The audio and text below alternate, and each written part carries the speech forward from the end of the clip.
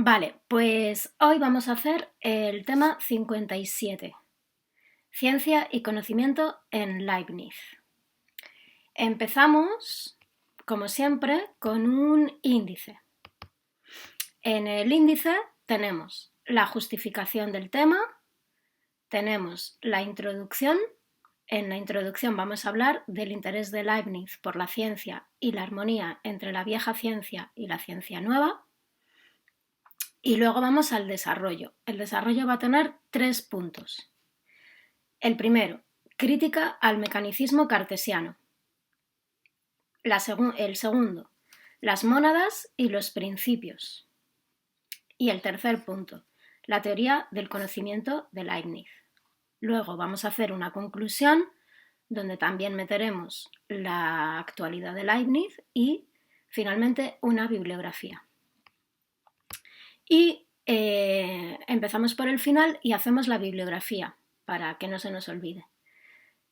En la bibliografía tenemos las obras de Leibniz, del arte combinatorio, el discurso de la metafísica, de la armonía preestablecida, los nuevos ensayos sobre el entendimiento humano, los ensayos de Teodicea y la monadología.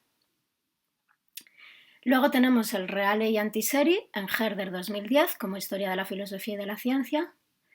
Y tenemos una monografía de Deleuze, que es el pliegue, Leibniz y el barroco.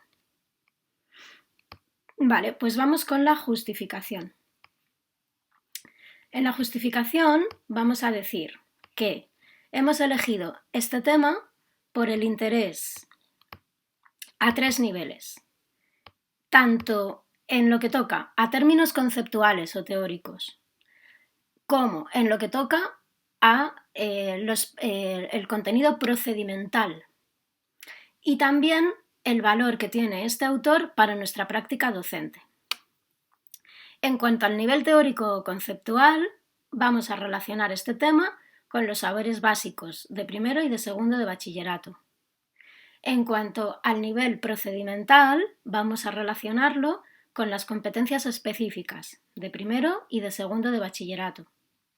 Y en lo que toca a nuestra práctica docente, vamos a relacionar a Leibniz, vamos a hablar de Leibniz como figura de pensamiento, ¿no? Leibniz como investigador transdisciplinar, al que le gusta combinar, como vamos a ver ahora, al que le gusta combinar las distintas corrientes, las distintas teorías, combinar para sacar nuevas problemáticas y nuevos retos, ¿no?, de la filosofía. Entonces, Leibniz como investigador transdisciplinar tiene mucho interés para nuestra práctica docente.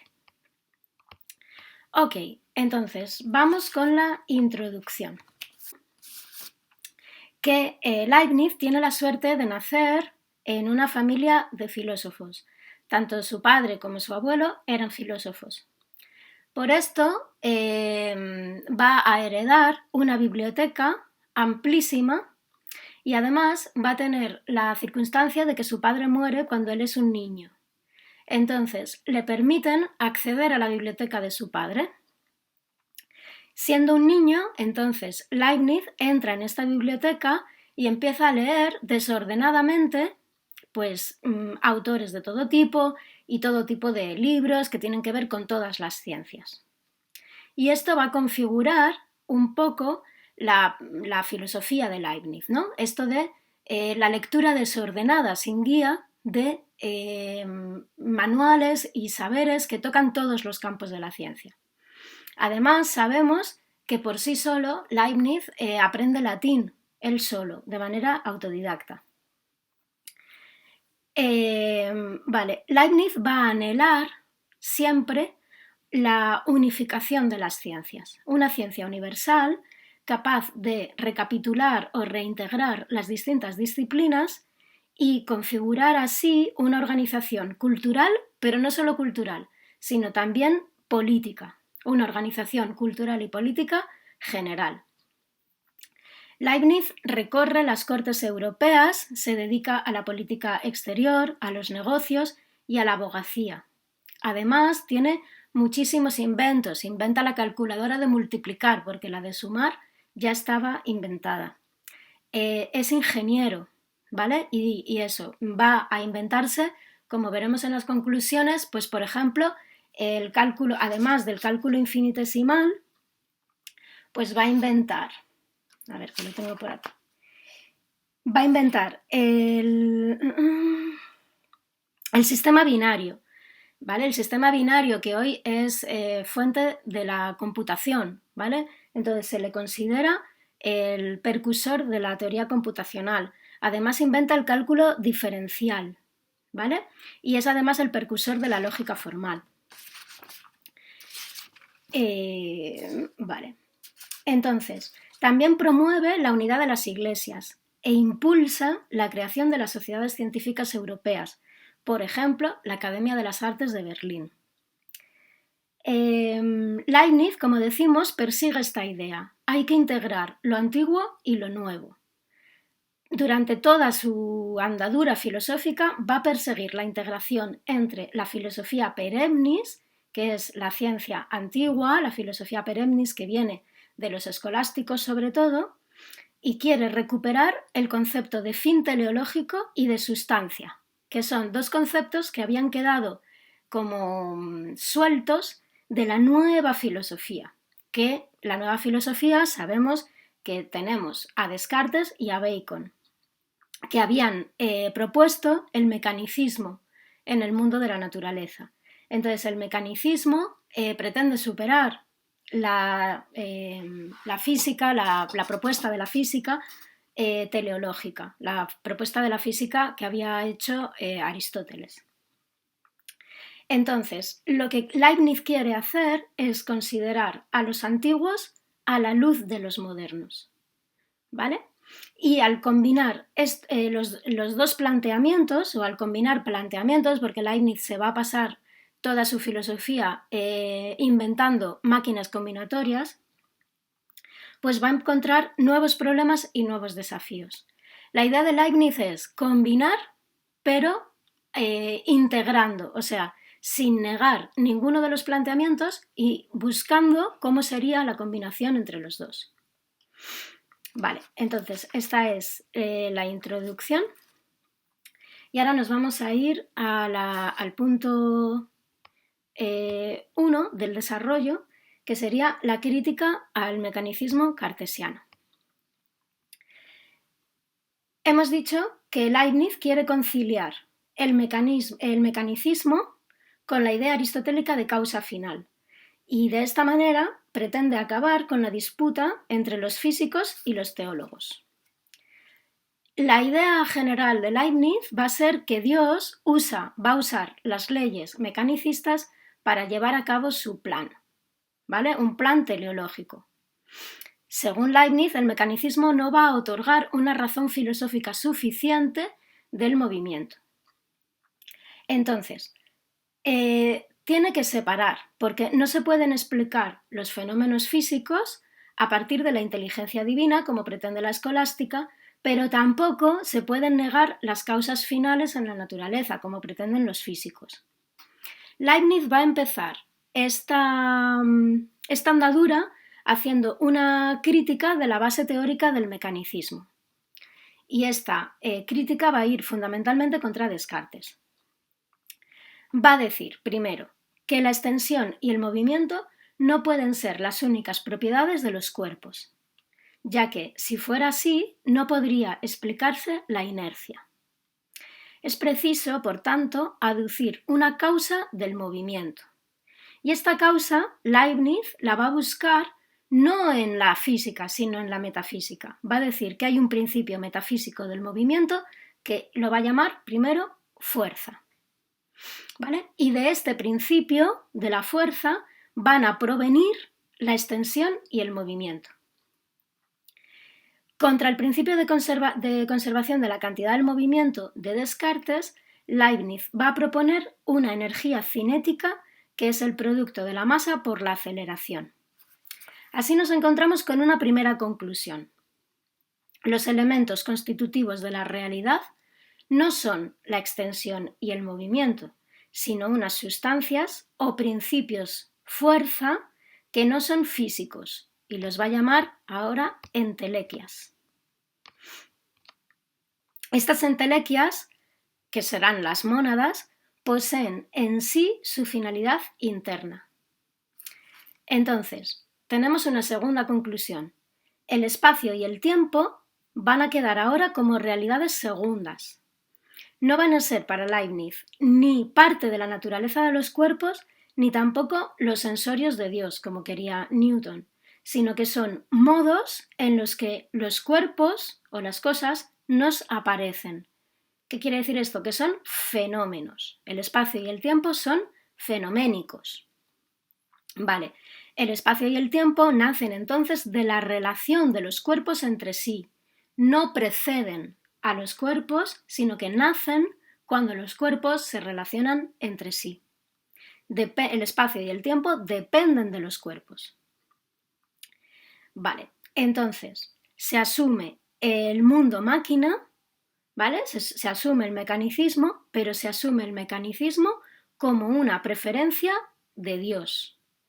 ¿Vale? Entonces, Dios pone una finalidad superior al mecanicismo y vamos viendo aquí que se está empezando a perfilar a Kant. Ok, entonces nos vamos ahora al punto 2 del desarrollo, que serían las mónadas y los principios. Todo está constituido por las sustancias fuerza, que son las mónadas. Las mónadas son simples. Esto quiere decir que no son materiales, puesto que la materia siempre puede dividirse. Todo lo que existe, dice Leibniz, es una mónada o un agregado de mónadas. Y si las conocemos a estas mónadas, conoceremos la realidad. Las mónadas tienen una actividad que puede ser o perceptiva, haciendo percepciones, o apetitiva, yendo de una percepción a otra. Cada mónada percibe todas las demás mónadas, o sea, percibe la totalidad del mundo, y lo hace a su propio modo. Puede ser que lo perciba conscientemente o inconscientemente. Hay varios tipos de mónadas, según su modo de percepción. Dios es la mónada con todas las percepciones claras. Luego tenemos mónadas racionales, que perciben a Dios, lo cual se llama apercepción, y también son capaces de reflexión. Tenemos también mónadas con memoria, que pueden ser conscientes de las verdades de hecho. Y luego tenemos materia inerte, que son mónadas que no tienen conciencia, sin conciencia. Vemos que en esta historia de la conciencia, de alguna manera, Leibniz está siendo precursor, pues incluso de Freud, ¿vale? Y de la teoría del conocimiento moderna. Vale, tenemos ahora que hablar de los principios. El primer principio del que vamos a hablar es el principio de los indiscernibles. Y el principio de los indiscernibles va junto con la ley de continuidad. ¿Qué dice el principio de los indiscernibles? Dice que no hay dos mónadas idénticas. El principio de los indiscernibles dice que, es el principio de individuación de cada sustancia. No hay dos mónadas idénticas, por lo tanto, cada sustancia tiene una individuación propia. Además, este principio da razón de la infinita variedad de las sustancias o de las mónadas, ¿vale? Tenemos aquí un planteamiento pluralista. Hay infinitas sustancias. Luego tenemos la ley de continuidad. La ley de continuidad dice que la naturaleza no da saltos. Siempre hay un término medio y en la serie de las cosas creadas, cada posición está ocupada. ¿De acuerdo? Ley de continuidad. Entonces, todas estas sustancias, cuando son parte de las sustancias creadas, cuando no son Dios, pues van ordenadas, o sea, van siempre una a continuidad de la otra, a contigüidad de la otra. Y no puede haber espacios entre ellas. O sea, todas las posiciones de la serie están ocupadas. Tenemos que hablar también del principio de razón suficiente. El principio de razón suficiente dice que todo lo que existe, existe por algo. Y para no ir al infinito en la serie de las causas, tiene que haber un ser que sea su propia razón de existir. Este es Dios. Este argumento nos suena a Aristóteles, ¿no? A la serie de las causas aristotélicas, de la cual Aristóteles va a deducir el motor inmóvil, y nos suena también a la escolástica cuando quieren dar razón de la existencia de Dios. Vale, tenemos otro principio, que es el principio de la armonía preestablecida, que nos lleva a esta propuesta del mejor de los mundos posibles, que en realidad es la propuesta del mejor de los mundos composibles. Vamos a ver esto. El principio de la armonía preestablecida dice que el universo físico es fenoménico, es un fenómeno. Lo habíamos visto antes, el espacio y el tiempo como fenómenos. El universo físico es efecto de la actividad perceptiva de las mónadas, que en su limitación se expresan como tamaño, extensión, etc. Los cuerpos son efectos de los agregados de mónadas que se unifican en alma o en espíritu. Las mónadas no tienen ventanas, por lo que no se comunican unas con otras. Las mónadas están aisladas. Entonces, habría que solucionar este problema de cómo se conjugan las mónadas, ¿no? Porque hemos dicho que todas las mónadas perciben a todas las demás, pero ¿cómo es esto si no tienen ventanas, si no se pueden comunicar? Pues Leibniz resuelve este problema diciendo que Dios ha colocado previamente en cada una de las mónadas todas las percepciones de todas las demás mónadas, de manera que unas mónadas y otras van a coincidir perfectamente. En este sentido, Dios actúa como un relojero, actúa armonizando todas estas percepciones de todas las mónadas. Y a esto se le llama la armonía preestablecida por Dios, ¿vale? Hay infinitud de mundos posibles, infinitos mundos posibles, ¿vale? Pero Dios ha elegido aquel mundo en el que más combinaciones fueran posibles. O sea, el mundo más composible, donde más combinaciones de mónadas y más combinaciones de percepciones fueran posibles. Por eso es el mejor. El mejor de los mundos posibles no es una cuestión moral, de que sea el mejor moralmente, sino que es el mejor de los mundos porque es el que más posibilidades tiene, el que más posibilidades de componer tiene. ¿Vale? Entonces tenemos que tener en cuenta este criterio para Leibniz. El mejor es porque tiene más posibilidades de combinatoria, más combinaciones posibles. Vale, y ahora nos vamos al punto 3 de nuestro desarrollo, que es la teoría del conocimiento. Entonces empezamos por el análisis lógico de los juicios que hace Leibniz. En su análisis lógico de los juicios, Leibniz va a distinguir, como toda la tradición, verdades de hecho y verdades de razón. Las verdades de hecho son juicios sintéticos y las verdades de razón son juicios analíticos.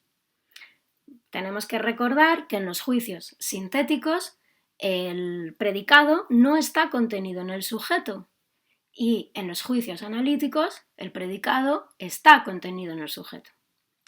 La tradición afirma que todos los juicios analíticos son verdaderos. El problema de los juicios analíticos es que como tienen el predicado incluido en el sujeto, por ejemplo, un triángulo tiene 3 lados, pues no aportan ningún conocimiento, porque el predicado se deduce del sujeto. Entonces, ¿qué va a hacer Leibniz? Va a invertir la proposición y va a decir que todas las proposiciones verdaderas son analíticas. En lugar de que todas las proposiciones analíticas son verdaderas, él va a decir todas las proposiciones verdaderas son analíticas. Y esto da un vuelco al mapa mental, porque esto significa que incluso para las verdades de hecho, todos los predicados de un juicio verdadero tienen que estar contenidos en el sujeto, ¿vale? Así que cruzar el Rubicón ha de seguirse del sujeto César. Vale, como decimos, esto implica una visión fabulosa de que todos los predicados, la visión de que todos los predicados presentes, pasados y futuros están ya contenidos en el sujeto. Obviamente, para las mónadas racionales, o sea, para nosotros, esto no es evidente, ¿vale? Porque nosotros vemos al sujeto y luego vamos viendo cómo se despliegan sus predicados a lo largo del tiempo. Y esto es justamente lo que dice Leibniz. Claro, para nuestra perspectiva necesitamos tiempo para el despliegue de los predicados, pero para la perspectiva de Dios, todos los predicados, pasados, presentes y futuros, están ya dados en el sujeto. ¿Vale? Tenemos que trabajar con esta doble perspectiva. Entonces, ahora vamos ya a la teoría del conocimiento en sí. El conocimiento depende del grado de claridad de las percepciones de las mónadas. Solo tenemos percepción clara de lo que nos es próximo al cuerpo. Hablamos de las mónadas racionales. La mónada Dios ya hemos dicho que tiene todas las percepciones claras, ¿vale? Entonces tiene conocimiento total. Pero las mónadas racionales no. Solo tenemos percepciones claras de lo que nos es próximo al cuerpo. El conocimiento para estas mónadas racionales se va componiendo paso a paso, se va componiendo en el tiempo. Primero, lo que se nos da es una percepción confusa, es una percepción no consciente, por ejemplo, como un ruido de fondo, una percepción confusa. Luego ya se va aclarando la percepción, se va haciendo una percepción consciente, algo se va diferenciando del ruido, como cuando estamos en un país extranjero escuchando una lengua que no es la nuestra y que nunca hemos oído, pues lo que oímos es un murmullo de fondo. No podemos distinguir una frase de otra, no podemos distinguir una palabra de otra, no sabemos dónde empieza una palabra y dónde termina. Pero poco a poco, cuando vamos haciéndonos el oído, pues vamos diferenciando de ese ruido de fondo algunas palabras o algunas frases. Esto sería ir construyendo percepciones claras. Vale, entonces, la totalidad del mundo que cada mónada refleja corresponde a las percepciones confusas, sobre las que una percepción clara se va a ir diferenciando. A esta percepción clara, de la que son capaces las mónadas racionales, la llamamos apercepción. Las mónadas racionales compartimos con Dios la posibilidad de analizar verdades de razón, ¿vale? Estos juicios analíticos. Las verdades de hecho no se pueden analizar por parte de las mónadas racionales porque son infinitas. Para eso, Leibniz tiene que inventar el cálculo infinitesimal, que sabemos que se va a disputar con Newton, la invención. Tenemos también ideas virtuales que han sido puestas por Dios, pero esperan la experiencia para actualizarse. Aquí volvemos a ver un poquito, entre velos, volvemos a ver cómo Leibniz preconiza a Kant, ¿vale? Con esta idea de que no todo el conocimiento, todo el conocimiento parte de la experiencia, pero no todo el conocimiento viene de la experiencia, ¿vale? Kant va a estar de acuerdo con Leibniz en que hasta que no hagamos experiencia no vamos a tener conocimiento, pero hay algunas ideas que, a pesar de que no se van a actualizar hasta que hagamos experiencia, sin embargo no vienen de la experiencia. En Leibniz vienen directamente de Dios. Vale, entonces ya solo nos queda la conclusión y la actualidad de Leibniz. ¿Qué vamos a decir en la conclusión? Pues que hemos repasado los intereses científicos que dan inicio a la aventura pensante de Leibniz, que hemos partido de su crítica al mecanicismo y a partir de esta crítica al mecanicismo cartesiano hemos visto cómo aparece su propuesta de mónada, que va a ser su propuesta central, ¿vale? Ontológica central. A través de esta propuesta de la mónada va a explicar la composición del mundo. Luego hemos repasado los principios de los indiscernibles, el principio de razón suficiente y el principio de la armonía preestablecida, que dan cuenta de un mundo que podemos conocer racionalmente y además que dan cuenta de que este mundo es el mejor de los mundos composibles, es el mejor de los mundos posibles, pero en términos de combinatoria. Por último, hemos visto su teoría del conocimiento, la inversión lógica de la verdad de las proposiciones analíticas y el determinismo extremo al que nos conduce. Claro, ¿por qué nos conduce el planteamiento que hemos visto de todos los predicados están incluidos en el sujeto? ¿Por qué nos conduce esto a un determinismo extremo? Pues porque todo está ya dado. Todos los predicados que se vayan a desplegar en el tiempo están ya dados desde el principio en el sujeto. Vale. Sobre la actualidad, pues diremos que Leibniz es precursor de la lógica formal que luego van a desarrollar Frege y Russell. Además, tiene una clara influencia en Kant, ¿no? Como hemos visto, espacio y tiempo son fenoménicos y además también hemos visto esta diferencia entre las verdades, el conocimiento actualizado a partir de la experiencia y ese conocimiento virtual que aunque se tenga que actualizar a partir de la experiencia, no va a venir de la experiencia. Leibniz, además, inventa el cálculo diferencial, la calculadora de multiplicar y el sistema binario, por lo que se le considera el precursor de la computación. También sabemos que inventa el cálculo infinitesimal y que este cálculo infinitesimal se lo disputa con Newton. Al final va a quedar Newton como inventor del cálculo infinitesimal, pero Leibniz lo está inventando en el mismo momento. Leibniz, además, tiene un interés especial para la filosofía contemporánea desde que Deleuze publica su monografía, ¿no? El pliegue, Leibniz y el barroco. En este momento, Leibniz entra como uno de los filósofos de referencia de la teoría filosófica contemporánea. Y con esto, pues, habríamos terminado nuestro tema de Leibniz.